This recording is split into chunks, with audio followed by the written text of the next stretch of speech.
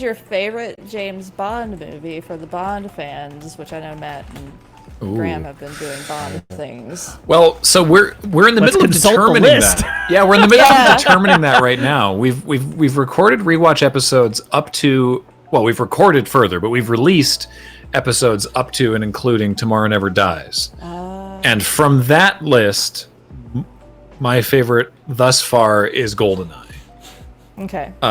Because if you listen to the episode, I go into exhaustive, enthusiastic depth, but it's because it's just very tightly constructed as a movie, which I think is which I've discovered is very important to me. Yeah. GoldenEye is, I think, the only one I like out of those. That Bond, I think. It's definitely Brosnan's best one because we have recorded all the Brosnan episodes, and I don't want spoilers. Easily Brosnan's best. That's just my feelings on GoldenEye. Sean Connery was my favorite Bond. Yeah, and then Daniel Craig. And then Matt, what's top of your list? Top of my list right now is still inexplicably From Russia with Love. It's a really good spy movie. It's just such a great movie.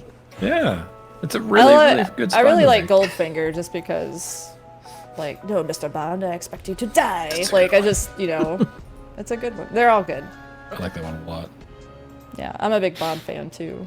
I like Matt Griffiths, who does the editing, is weighing in with his favorite, which is OHMSS. Yeah. The video editing. Yeah. Yeah. Which is still my number 2. Still really good. I like that one a lot. Yeah. Yeah. But Graham, what about Die Another Day, the best James Bond movie featuring an ice palace? Oh, that's the one. That's the only James Bond movie I've ever seen. Really? That's disappointing. Wait, which one? It was at your house. Yeah, right. That was the one that you came for, right? Yeah. That's why you've never made an effort to watch every other Bond movie. I can recommend at least 20 better Bond movies. Wait, I missed the one he saw. Like, which one? Die Another Day. Oh yeah, no. Why no? Yeah. Oh, and my opinion on Quantum of Solace. Quantum of Solace. Yeah. I haven't rewatched that one yet. I love James Bond. I've seen every James Bond except maybe 2, but in that one I fell asleep every time I've tried to watch it. I cannot. No offense to anyone that likes it, I just can't get into it because it's not really based on anything. It's like a continuation of Casino Royale that doesn't really need to happen. I don't know. That's just my opinion.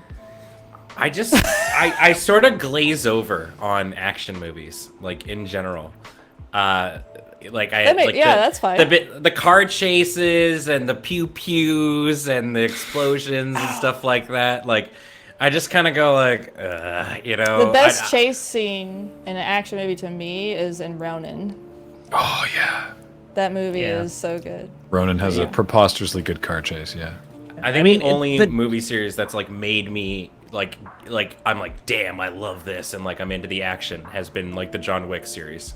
Oh yeah. Yeah. Mm-hmm. Well, I mean that's a thing, right? Like the difference between a good action movie and a middling to bad action movie is, do your action scenes tell the story, or are you doing an action musical where you have story and then there's an action scene taking the place of a song, and then you have more story. And like good action movies are action that like the story is told through the action, character is delivered through the action.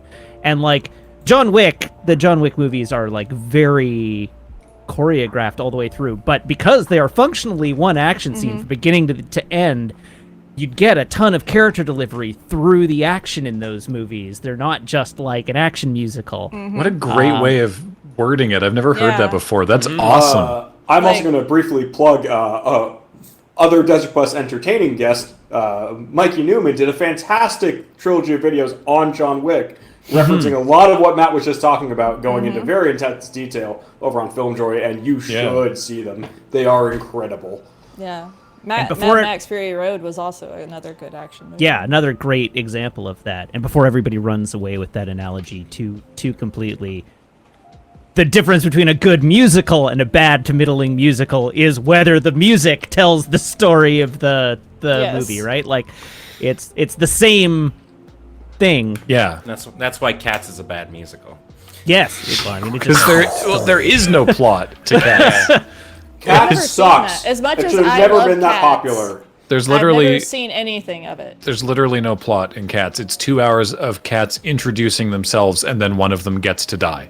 Cats shouldn't be as good as it, or not good. Sorry, as well known as it is. It just shouldn't be, Furiosa but it has is. opinions, or Furiosa has opinions. I about bet. Cats. Yeah. Yeah. The part that got me about Cats this year, like Cats came out in fall of 2019, and everybody had the time of their lives watching on it and dunking on this horrible, like, ridiculous thing. But it wounded me so, because, like, there were good movies. Between November and February of 2019 to 2020, there were so many good movies in theaters, and everybody went and saw Cats. This is the last movie Kathleen saw in theaters. That, like, I was like, would people stop giving money to this movie so they don't make another movie like it? Like, I'm very quickly stop gonna duck off just before dub fight. Excuse me. Yeah. They ruined Sweeney Todd. They made Cats worse than it already was. Yeah. I I mean, people are like, the music in Cats is great. It's okay.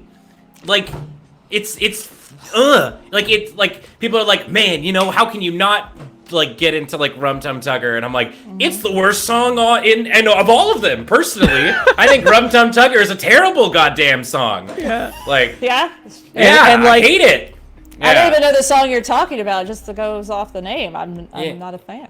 Like, The thing that gets and me I- about the music is that the song that everybody remembers from that movie, which is Memory, yeah, Yeah. belongs in a different movie. It has Yeah. no Well, but stylistic well, that's the thing, similarity. though. Like, that song was like the it was just popped in there. Like, all the Yeah. other songs about all the other cats were, like, you know, part of, like, the book and or, like the inspiration that Andrew Lloyd Webber drew from. But Memories was just like its own thing, and it was like on par, you know, with like Send in the Clowns and like all those kinds of ones, right? Like, he was just sitting on Memories and was like, boop, here you go, you know. Yeah. So yeah, I know there's like a bunch of like you know, musical theater students who are lighting the torch and pitchforks now, but Cats, but no, you're right. I think No. it's okay to not like things yeah, that other people like. It's okay.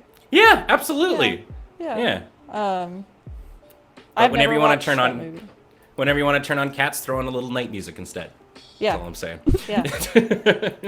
I recently rewatched all of the horrible action movies of the Expendables just because they're great old horror. Like, it's just you know, it's just bad. You know what you're getting into, right? Yeah. If you know what want to several expect. hours to pass by, Yeah. watch an Expendables movie. And It's you like, see, you see won't all be the mad old at your action time. movie guys, like, you know, I don't know, just getting together. And I feel like they were all. I feel like Sylvester Stallone was just sitting there someday and going like, "Remember when they used to call us to make movies?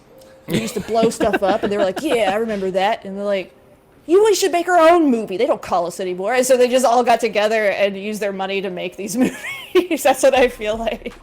Yeah. We're gonna make our own movie with blackjack and explosions. Yeah, we're gonna blow things up. We're gonna have a little romance, but no romance really, because that's gross.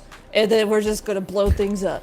We're going to say that our characters actually have characters. They don't. But we're going to pretend like they do for a little bit. But you know what? 2 hours are going to go by. You're going to eat a bunch of popcorn. You're going to kind of enjoy it because there's good quips every now and then and there's big explosions. And then you'll move on with your life, remembering nothing of the plot, but being like, you know what? Expendables was okay. It's an okay blow 'em up movie. You know, just blow up explosions. It's not even a shoot 'em up; it's a blow 'em up. It's a blow 'em